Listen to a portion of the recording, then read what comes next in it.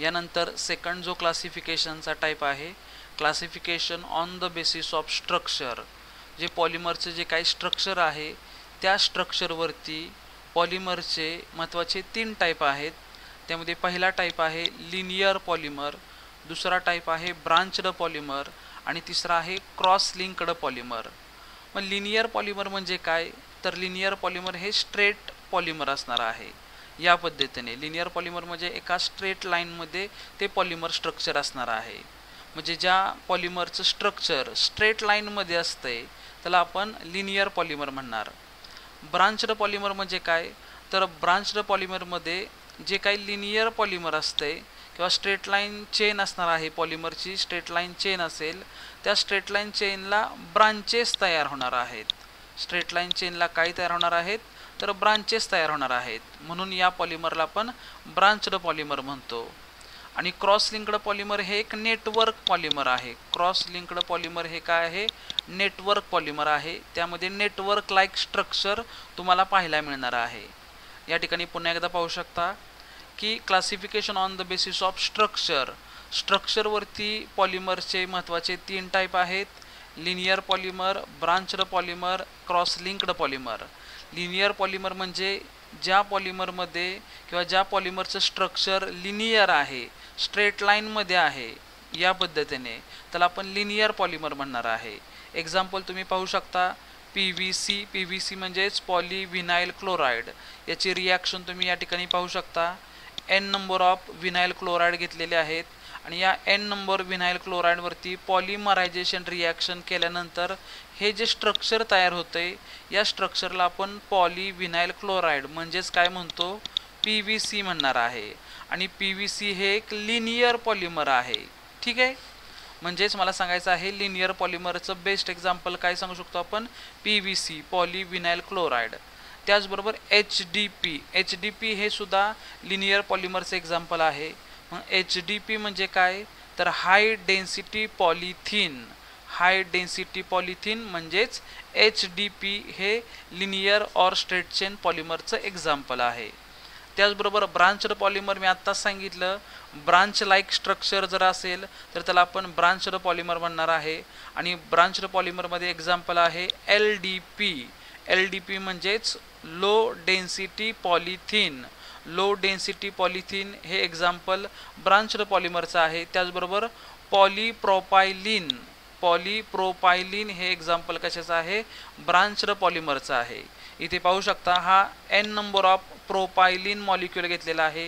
या N number of प्रोपायलिन मॉलिक्यूलवरती पॉलिमरायझेशन reaction केल्यानंतर किंवा पॉलिमरायझेशन प्रोसेस केल्यानंतर त्यापासून पॉलीप्रोपायलिन हे पॉलिमर तयार होणार आणि हे जे पॉलिमर आहे हे ब्रांच्ड असणार आहे. म्हणून याला आपण ब्रांच्ड चेन पॉलिमर म्हणतो. या स्ट्रक्चरमध्ये तुम्ही पाहू शकता CS3 या स्ट्रेट चेनला किंवा कार्बनची जी काही स्ट्रेट चेन आहे या कार्बनच्या स्ट्रेट चेनमध्ये CS3 ही काय आहे, एक ब्रांच आहे. म्हणून याला आपण ब्रांच्ड चेन पॉलिमर म्हणतो. त्याचबरोबर क्रॉस लिंक्ड पॉलिमरमध्ये मी आत्ताच सांगितलं, क्रॉस लिंक्ड पॉलिमर हे एक नेटवर्क पॉलिमर आहे. नेटवर्क लाईक स्ट्रक्चर असते. मग तुमच्यासमोर हे स्ट्रक्चर तुम्ही पाहू शकता, हे स्ट्रक्चर बॅकॅलाइटचं आहे. बॅकॅलाइटचं स्ट्रक्चर आहे, नेटवर्क लाईक स्ट्रक्चर आहे. ठीक आहे, मग बॅकॅलाइट हे एक्झाम्पल कशाचं असणार आहे, क्रॉस लिंक्ड पॉलिमरचं असणार आहे.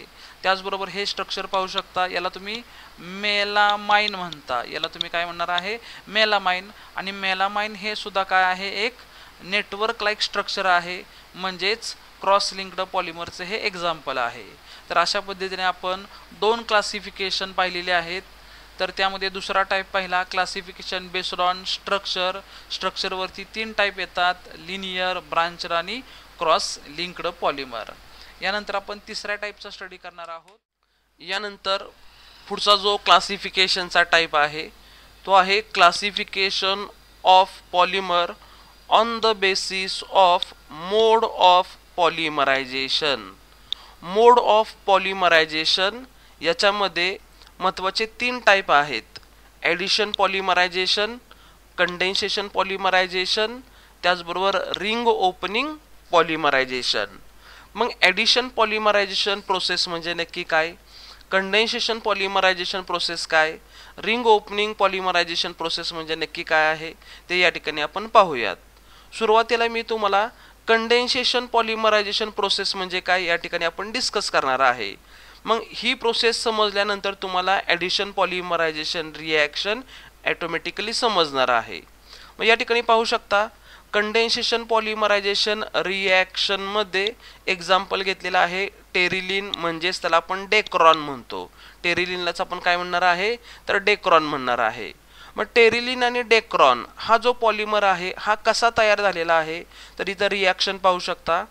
इथिलीन ग्लायकॉल त्याचबरोबर टरथॅलिक ॲसिड असे 2 मोनोमर युनिट कंबाईन झालेले आहेत पॉलिमरायझेशन प्रोसेसमध्ये. पुन्हा एकदा बघा, इथिलीन ग्लायकॉल त्याचबरोबर टरथॅलिक ॲसिड असे 2 मोनोमर युनिट एकमेकासोबत काय झालेले आहेत रिॲक्ट झालेले आहेत. यांचे असंख्य मोनोमर एकमेकासोबत काय होतात रिॲक्ट होतात आणि रिॲक्ट झाल्यानंतर या दोघांच्या मध्ये पॉलिमरायझेशन प्रोसेस होणार आणि पॉलिमरायझेशन प्रोसेस झाल्यानंतर हा प्रोडक्ट तयार होणार आहे. या प्रोडक्टला तुम्ही टेरिलिन म्हणजेच काय म्हणत आहात डेक्रॉन म्हणत आहात. पण या रिॲक्शनचं जर तुम्ही ऑब्झर्वेशन केलं तर तुमच्या लक्षात येईल हा जो टेरिलिन किंवा डेक्रॉन प्रोडक्ट तयार झालेला आहे या प्रोडक्ट बरोबर एक स्मॉल युनिट तयार झालेला आहे. हे पाहू शकता तुम्ही या ठिकाणी काय तयार झालेलं आहे स्मॉल युनिट तयार झालेला आहे किंवा त्याला आपण बाय प्रोडक्ट म्हणू शकतो. मग हे जे स्मॉल युनिट तयार झालेलं आहे तर यासारखे असंख्य स्मॉल युनिट रिॲक्शनमध्ये तयार होत असतील तर अशा रिॲक्शनला कंडेन्सेशन पॉलिमरायझेशन रिॲक्शन आपण म्हणतो. म्हणजे मला सांगायचं आहे कंडेन्सेशन पॉलिमरायझेशन प्रोसेस किंवा कंडेन्सेशन पॉलिमरायझेशन रिॲक्शन म्हणजे काय तर ज्या रिॲक्शनमध्ये ज्या पॉलिमरायझेशन रिॲक्शनमध्ये स्मॉल युनिट तयार होणार, मेन प्रोडक्ट बरोबर स्मॉल युनिट तयार होणार आहेत. मग ते स्मॉल युनिट वॉटर असतील, ते स्मॉल युनिट अमोनिया असतील, ते स्मॉल युनिट HCl असेल किंवा अल्कोहोल असेल, यासारखे जर स्मॉल युनिट एखाद्या पॉलिमरायझेशन रिॲक्शनमध्ये तयार होत असतील तर त्या रिॲक्शनला तुम्ही काय म्हणणार सिम्पली कंडेन्सेशन पॉलिमरायझेशन रिॲक्शन. याच्यामध्ये मतित अर्थ काय आहे कंडेन्सेशन पॉलिमरायझेशन रिॲक्शन म्हणजे काय सांगू शकतो आपण ज्या पॉलिमरायझेशन रिॲक्शनमध्ये स्मॉल युनिट बाय प्रोडक्ट तयार होत असेल अशा पॉलिमरायझेशन रिॲक्शनला आपण कंडेन्सेशन पॉलिमरायझेशन रिॲक्शन म्हणणार. बरोबर.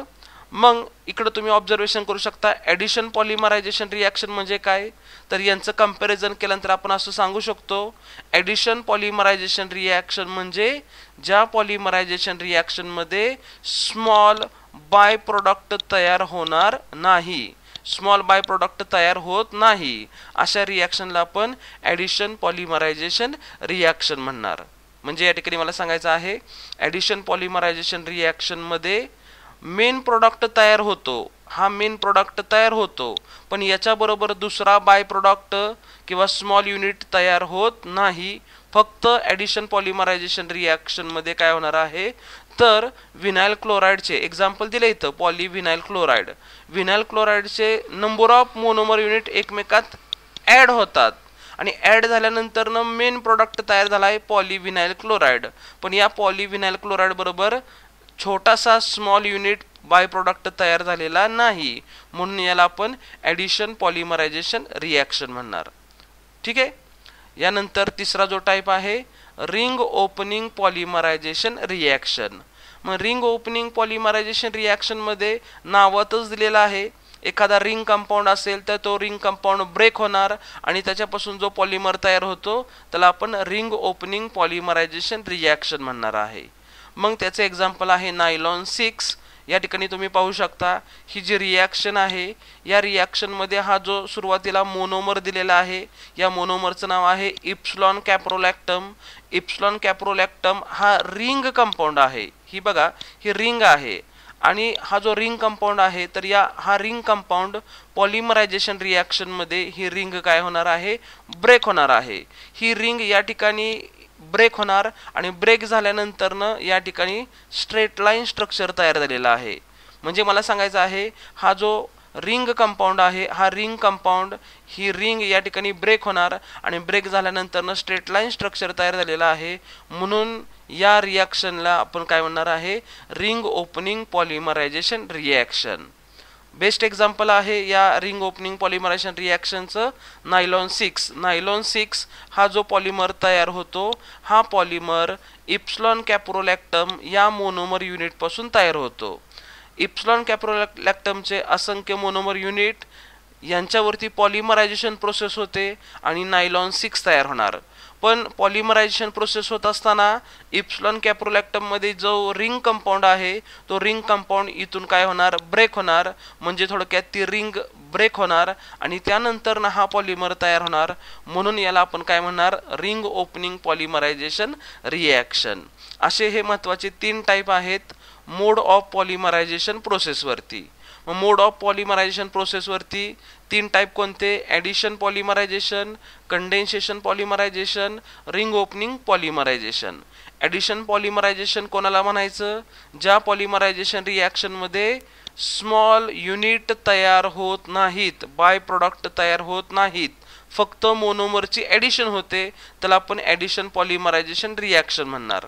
कंडेन्सेशन पॉलिमरायझेशन रिॲक्शन म्हणजे काय, ज्या पॉलिमरायझेशन रिॲक्शन मध्ये मेन प्रोडक्ट बरोबर बाय प्रोडक्ट स्मॉल युनिट तयार होणार, like water, ammonia, HCl, alcohol, त्यालाच आपण कंडेन्सेशन पॉलिमरायझेशन रिॲक्शन म्हणणार.